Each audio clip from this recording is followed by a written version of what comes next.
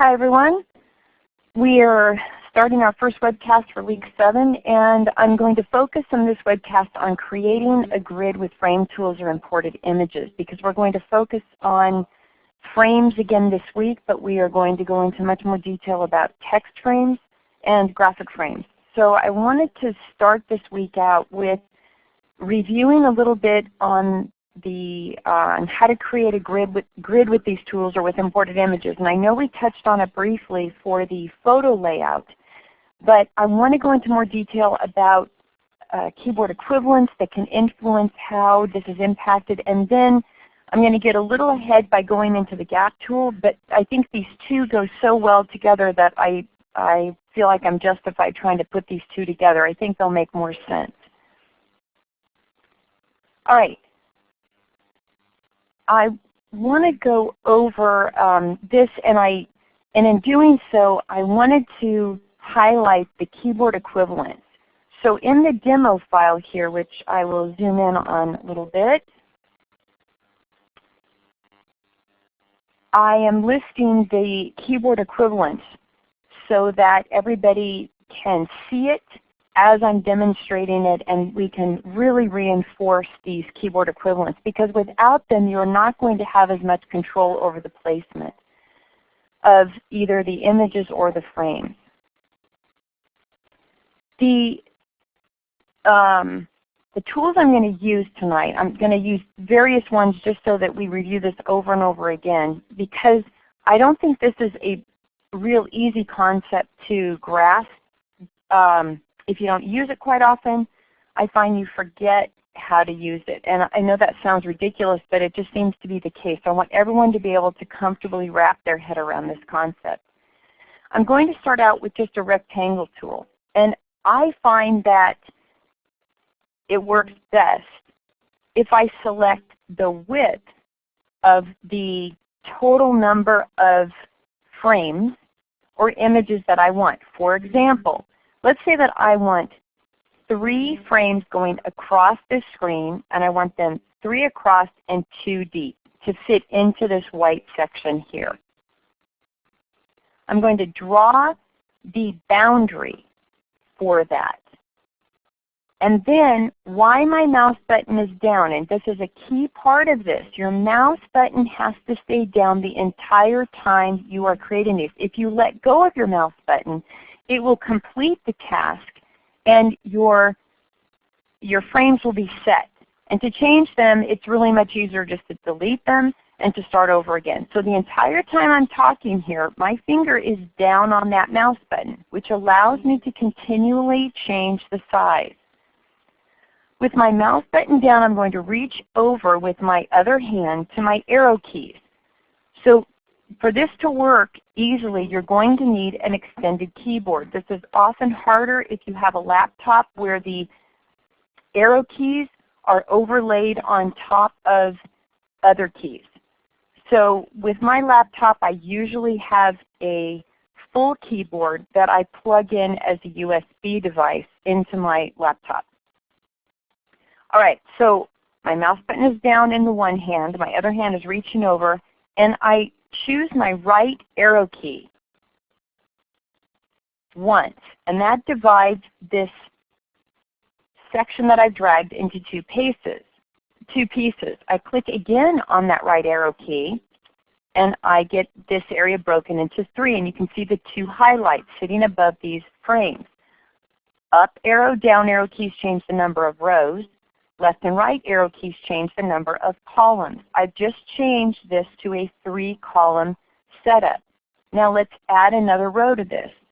By using, again, my arrow keys, I'm going to touch my up arrow key, and I've just created a 6-frame section.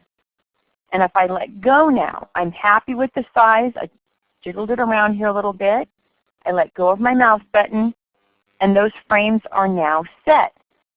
And I can go in and see that I now have 6 frames, the exact same size, with the exact amount of space in between.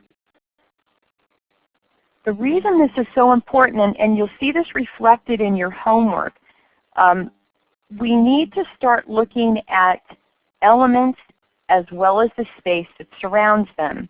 If any of you are in any of the design programs working towards getting some sort of a certificate or a degree in graphic arts, or you're involved in that world, you know that they talk often about positive and negative space, or content versus white space.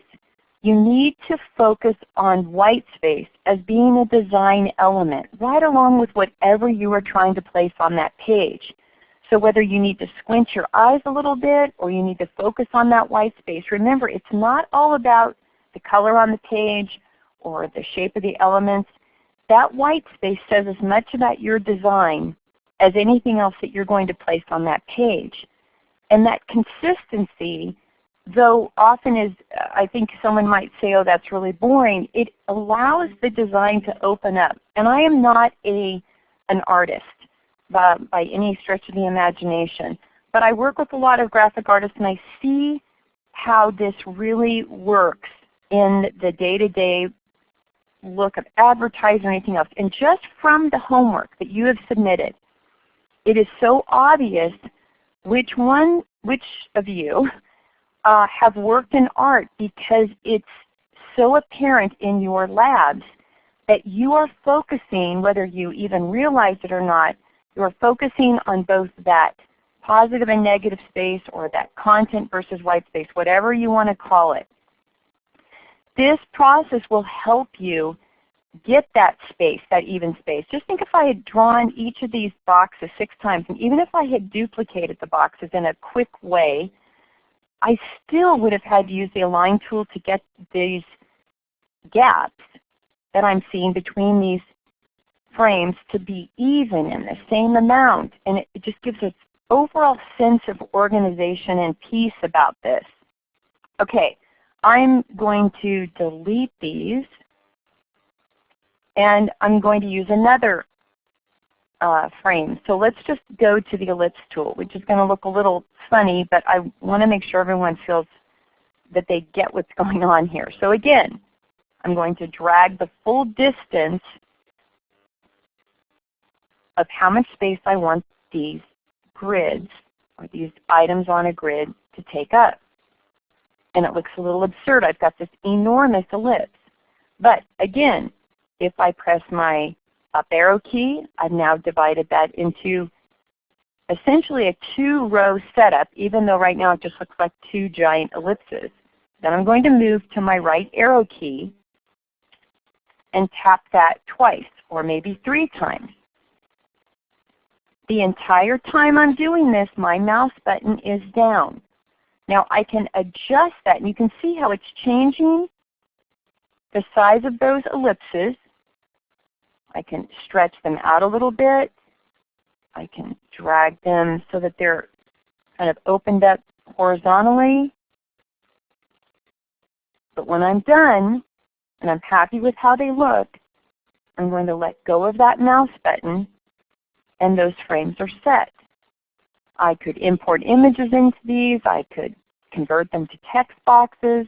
Whatever I want to do with these, they're in a regular format here.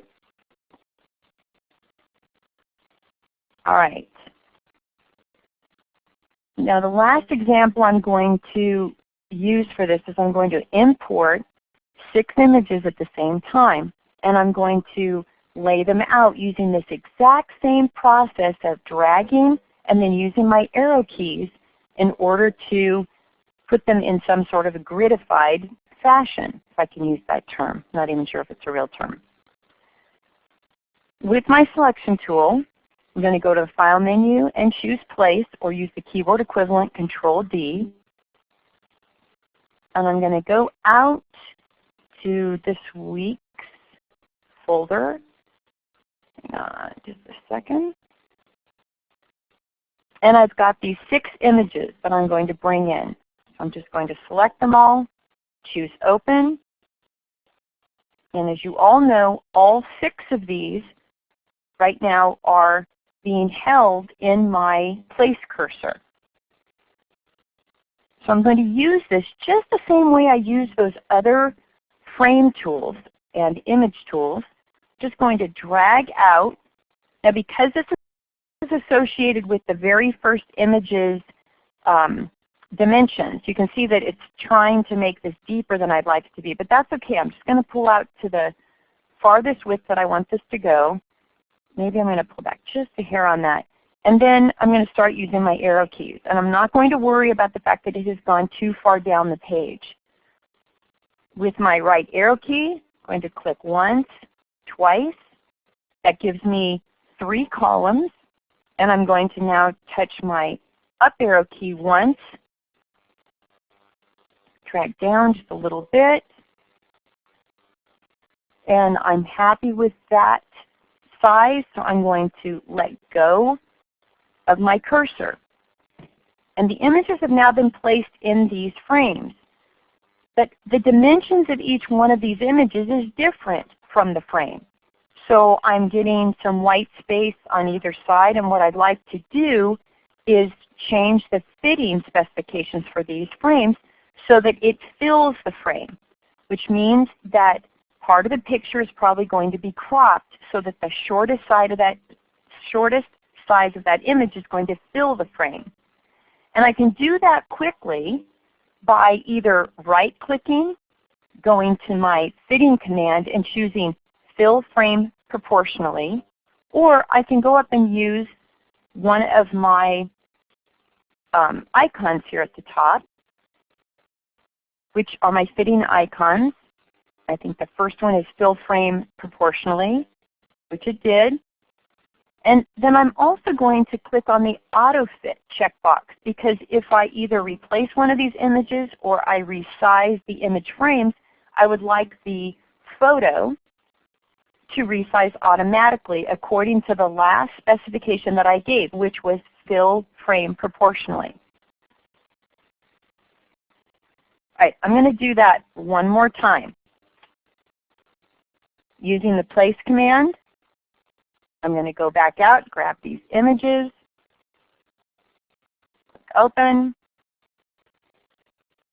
I now have my mouse with my finger up, and I'm placing this exactly where I want it to begin. And I'm going to drag across the page, use my right arrow once, twice, my up arrow key once, get a final overall dimension for this grid, let go of my mouse, use my Fill Frame Proportionally button, or again, right-click, choose Fitting, Fill Frame Proportionally. And don't forget, all of these have keyboard equivalents if anybody would like to memorize those, or if you find yourself doing this quite often. Click, and I've got this really nice grid of images. But what happens if I'm not happy with the spacing between these images? And I just want to make sure that this is refreshed so you guys can see this clearly.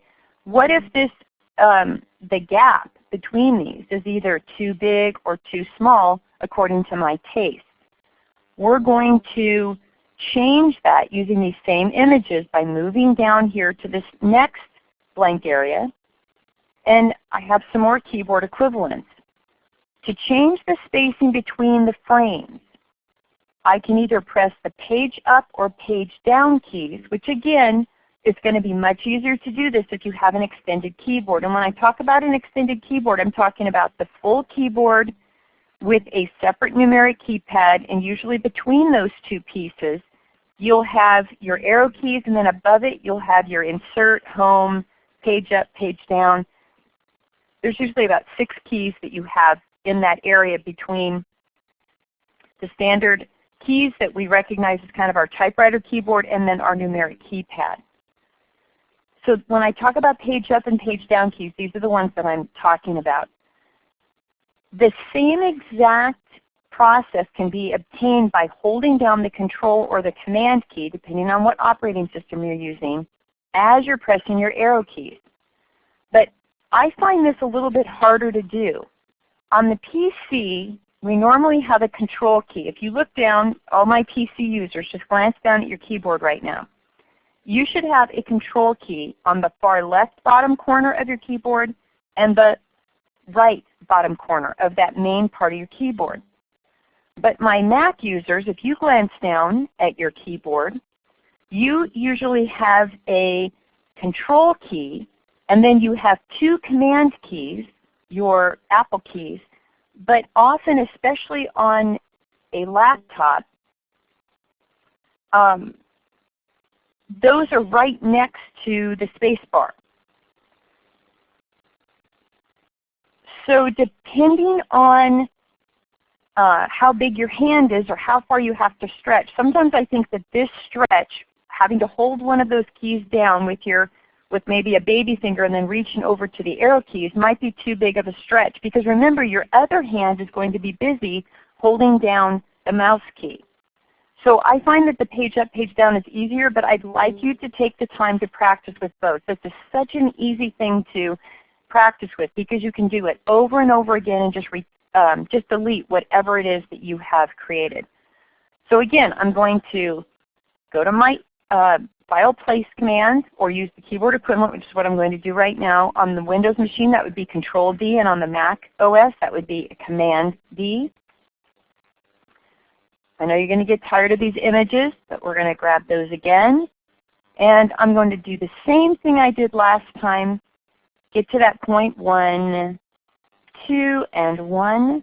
I've got my 6 images. Now here is where the new keyboard equivalents are going to impact this layout. This is exactly what we did previously, but now I'm going to add page up and page down. I want you to watch the screen. And of course, this entire time, my mouse button is down. I have not listed it yet, and I can't list it until I'm completely done with the layout process.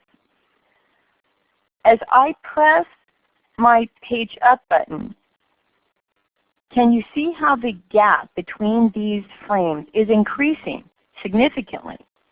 Now I'm going to go back down, and each press of the page up and page down makes a minor change. So I'm clicking several times in a row to get the space to close up quite a bit. Now this is a much smaller gap area than what I have in the frames up above. And I'm going to make that even smaller.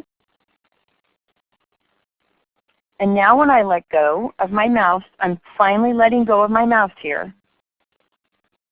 And then I'm filling the frames proportionally. You can see that I have a slightly different look than from the frames sitting above. Let me let this refresh on your screen. You can see that these are the exact same images, but I've got this nice wider gap area here and a much smaller gap area down below.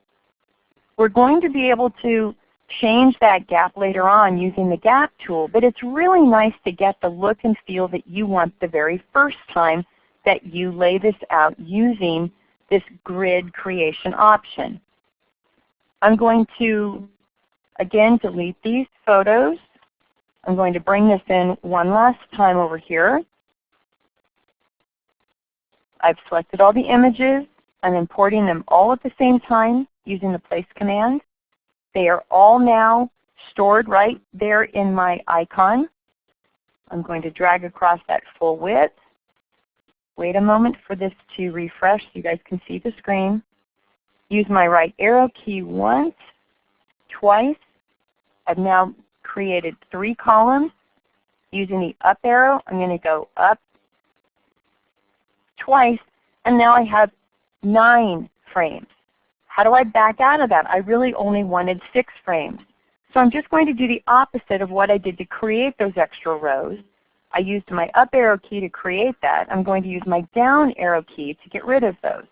So up arrow key once, twice. Use my down arrow key.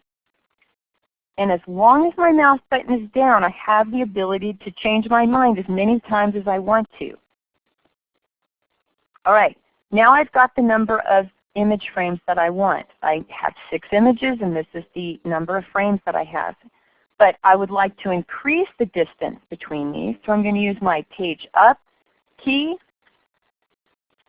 and increase that space significantly. When I'm happy with the final look of this grid, let go of my mouse button, the images are all placed in each one of these grids and then each one of these frames, and then now I'm going to right click while they are all selected. And that's a key part of this too. Before you deselect, you need to be sure that that's when you change the auto fit. If I accidentally deselect by clicking off of these images, I can't change the fitting options until I reselect them. So let me hold down my Shift key as I click on the corner of each one of these images. You can see the blue frames now. Right click on any one of these images, go to my fitting command, and choose Fill Frame Proportionally. And now I can go ahead and deselect. So don't forget, keep that mouse button down. I think this is one of the biggest challenges that my students have had in the past, is that they start to drag, they let go of the mouse button, and then they try to drag again. Now of course, if you've got images stored in that place cursor, every time you click you're going to drop an image full size. So just use Control-Z to back yourself back out if you see this going the wrong direction. Okay? All right. Let's move over to the gap tool. The gap tool is this little tool right here underneath the direct selection tool, kind of kitty corner to the selection tool. And the gap tool allows you to take advantage of the consistent gaps between any two objects or between multiple objects. I'm just going to move these objects up here a little bit closer so you can see both the keyboard equivalents and these images at the same time.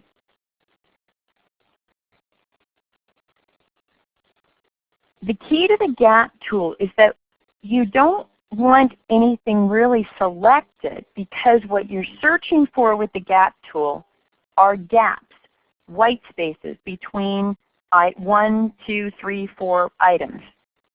It's perfect for adjusting this type of a regular row column grid. So I'm going to click on this tool, I move over, and when I get between two objects, you can see that I see a shaded area. The shaded area is what is going to change. That's what's targeted. So right now I'm going to move over to this side, and this area, this gap between these 4 images is now targeted. I'm going to move now between the top and the bottom row. That's what is targeted now. Now my mouse button has not been pressed yet. Right now I'm just hovering over, identifying what gap area is going to be adjusted. When I press my mouse button down and I start to move, that gap slides along whichever direction I'm dragging. I need to do this a little slower. I'm realizing that this page refresh is not. Hopefully you guys are seeing this after the jump from the refresh. My images are automatically resizing because earlier I had clicked on AutoFit. If AutoFit was not selected, the frames would be changing size because of the gap moving, but the images inside would not automatically be resizing, which is why this AutoFit was such a cool new feature that Adobe gave us, so that it would save us a lot of time as we were trying to change some of these items. Now I'm going to Control-Z this, or Command-Z, and get it back the way it was and start going through some of these other options for the gap tool. We have several of them, and it just seems like it's keyboard equivalent overload. So this again is why you need to practice, practice, practice this just to get your hand to remember it. I've said this before, that muscle memory to me is one of the biggest parts of learning a page layout program. Your hand is going to know this better than your head does after you've done it enough times. But like anything else, I don't care whether it's playing a musical instrument, whether it's riding a bike or skiing or rollerblading or mountain climbing or rock climbing, The more you do it,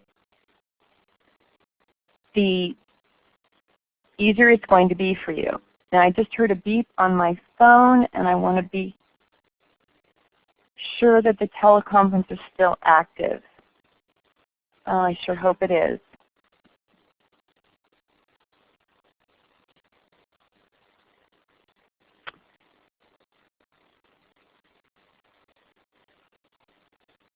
Okay. Oh, I am hearing a beep, beep, beep. Hang on, everybody, just a second.